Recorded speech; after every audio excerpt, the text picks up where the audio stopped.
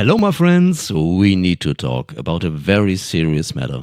Quantization, or how to not kill all the groove in your music. You know what the problem is? You have written a drum part in the editor, everything is nicely on the grid, then you've added more MIDI parts and again hard quantized everything on the grid. Then you start playing your guitar or a piano part to it and it doesn't seem to work.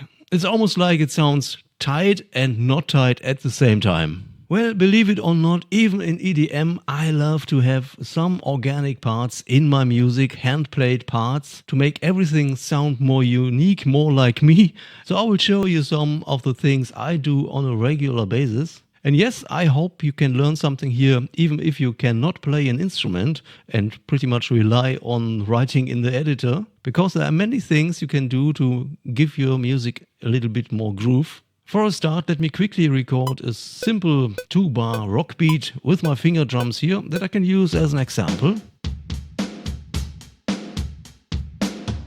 Whoa, and I forgot to activate the click. Can you believe that? It's totally embarrassing and I have no idea how it turned out. We will see in a minute. But hey, it's only 2 bars. What can go wrong? Well, quite a lot, because it's not easy. That's what I'm saying here. If you don't have good timing and you're not used to play with the click track, there's only one thing I can tell you. You gotta work on that, okay? You gotta work on that. And I'm not saying that you have to play like a robot, like a machine, because that's the whole point of this video. We don't want to do that. I think my playing wasn't too bad. I don't know how it turns out that I played without the click. But I know that your finger is already on the way to the Q key to quantize everything. Don't do that, okay? Don't do that. Instead, just let's listen to the part without the click. So turn off the click, and by any means, don't look in the editor right now, because this will trick you into believing it's a bad part.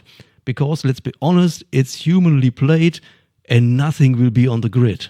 So I'll play the part 2 or 3 times and we only use our ears to judge about it. Are you ready? Okay, let's start. Come.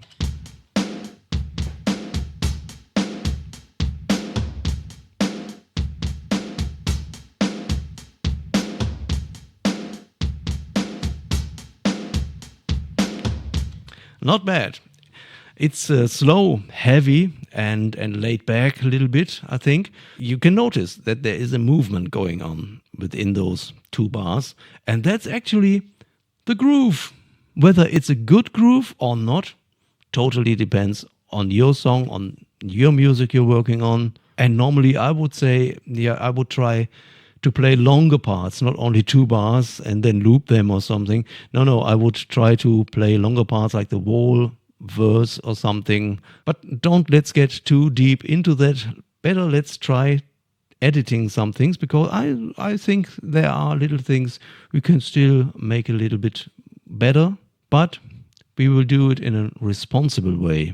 Yes, responsible editing, that's how I call it, and that's what I want to do. It's an art form for me. It's really like art, because it's way more complicated than just hitting the Q key. My favorite word in this video, the Q key. No, responsible editing requires you to really look at the part, analyze it and see what's going on with the groove, then make small corrections here and there without destroying the groove and taking the human factor out of it. So what I recommend is to look at the whole picture and not just the fact that these 2 hi-hat strokes are way too off, even if you compare them to the other hi-hat strokes. Hi-hats in rock music, that's not a problem. It can be off.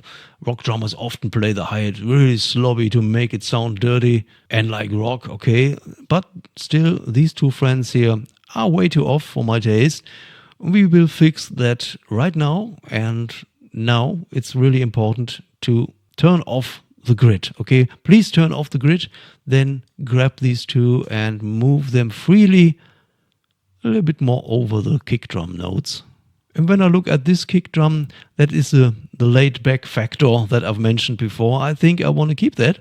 I want to go with that. And also this snare is a little bit too early if you compare it to the other 3 snare strokes here. They are really tight, but this one is a bit too early. The problem is when I fix this, it can happen that it sounds off. Now it sounds correct because in relation to the following kick drum notes here, which are also a little bit earlier, not as much as a snare, but a little bit, and these things can work together very well. And when I fix this, it can have a bad impact. I mean, we can try it, okay? Grab one end of the note and move it a little bit.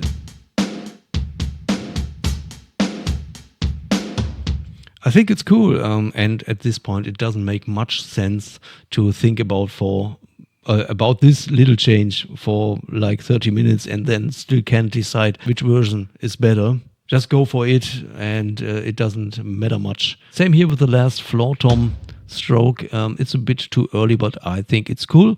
One thing you should care about though is the first note. In our case, it's this bass drum note. It's very tight, and I like it this way. When the groove starts, it's got to be there, and sometimes it's a little bit too late, and in this case you can fix it as well. Also, you can turn the grid on to be really sure, but this first note often is a little bit of a problem. So that was responsible editing. Now let's talk about some more smart ways to quantize your music. And also at the end of the video I have some bonus tips for you. Let me introduce you to Soft-Quantization. It's this button here in Cubase. Please activate it. You definitely need to have this button in your repertoire when it comes to quantization, okay? I activate it and also set my, in this case, quantize presets to 16th notes. And what happens now is when I hit the Q key, the notes will not jump on the grid. No, they will make little steps. Okay? So you can click a couple of times. Now it's pretty much on the grid, so I can go back with Control and Z, just the normal way. But this is really cool, right? I often use this feature for like MIDI parts that are a bit too dirty, that were fun to play, but they are too dirty, so I can tighten them up with Soft-Quantize and don't need to suck all the life out of it. And now let's talk about another very common problem. Let's say we have a hand-played part like our drum part here, and we want to combine it with a hard quantized MIDI part. For that reason, I've written a bass line here, a very simple bass line, straight up 8th notes and hard quantized on the grid. And I really wonder how both parts work together.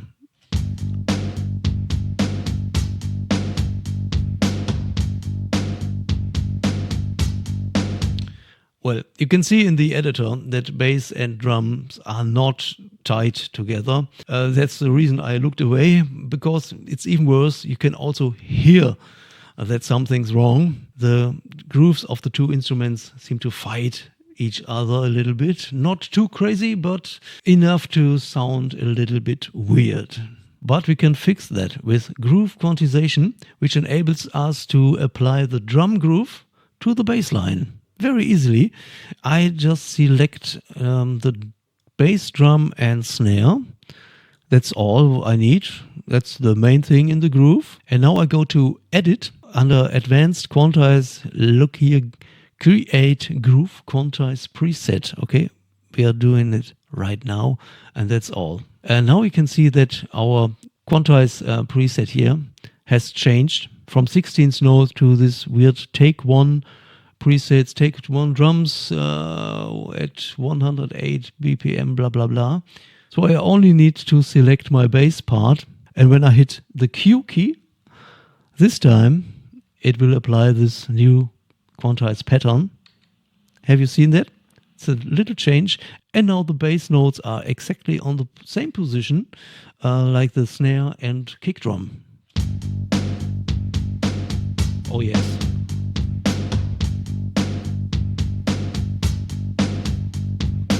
I think this makes much more sense, and it's really easy to do. You only need to remember that you have this pattern going on in the quantize section here, and you need to go back to 16th note or whatever.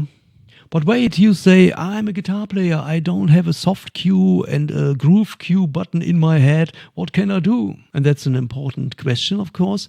So when I record my guitars, I always try to play on the drum groove and focus on the drum groove and not on the click track. I turn the click off if that's possible and only turn it on in complicated sections or in a solo where I need more orientation, or long rests, or when there is no drum part at all. But traditionally it's always the drummer who is the first guy in the studio and also the first guy who can go home because he's the first being tracked and everybody else plays over the drum part afterwards. Of course, there are other ways to make records, but this is a traditional way and it totally makes sense. So try to make the drum beat sound really groovy and then learn it, play it a couple of times and then play on the drum beat and not so much on the click. So there's one more thing I want to mention before I get to the promised bonus part of this video. It's randomization. I've already made a video about it and it's a cool way to apply a randomizer to a MIDI part and change the positions of the notes very slightly. And then you can also apply like soft cue and groove quantization, all the stuff we just talked about here to make it even better. But again, better check out that other video. And now let me wrap up this one and talk about some bonus tips.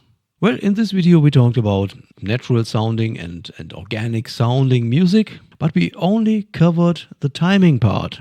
But there are other things that make your music sound more natural. For example, the expression of your playing. How long is a note? How short is a note? Is there a pitch bend going on or a tremolo, some modulation or whatever? As well as the dynamics, of course. How loud is something? How much velocity is going on? Loud and quiet notes. Just let me give you an example. In our typical rock beat scenario here, it's kind of normal that the snare is on the same level every time. And of course, good drummers play like that. They really focus on their snare hits to make them really steady. But look at the bass drum. My tip here is to focus on the bass drum. Believe it or not, but the bass drum normally is really, really a dynamic instrument. It goes like boom, boom, boom, boom, boom, boom, boom, boom, boom, like with dynamic changes, okay, all the time. That's again not really easy to understand if you're not a drummer. But I just want to mention it here anyway. And of course, this is not the last time we are talking about all of that. So please subscribe to the channel if you haven't already. And also leave a comment in the down there. If you have any questions, shoot. And also please don't forget to leave a like before you go. My name is Marcus. You've been watching The Ground Noise and I hope to see you soon in the next one.